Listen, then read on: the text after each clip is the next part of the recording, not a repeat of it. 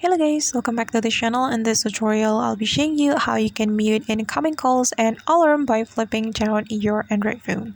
Alright guys, first of all, go to your settings application on your Android phone, and this is my settings application, so I'm just gonna click on it, and then after that we can scroll all the way down until we find advanced features setting. So this is the settings, so we have to click on it, and after that we can click on motions and gestures.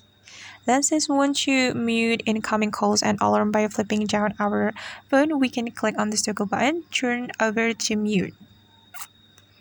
Okay guys, and now that feature has been activated, now you can mute your incoming calls and alarm by flipping down your phone. Okay guys, and that's how we can mute incoming calls and alarm by flipping down our phone. I hope this tutorial will be helpful for you. Thank you so much for watching, and if you find this tutorial is useful, don't forget to hit the like button, leave your comments, and also subscribe to the channel. See you on the next video guys.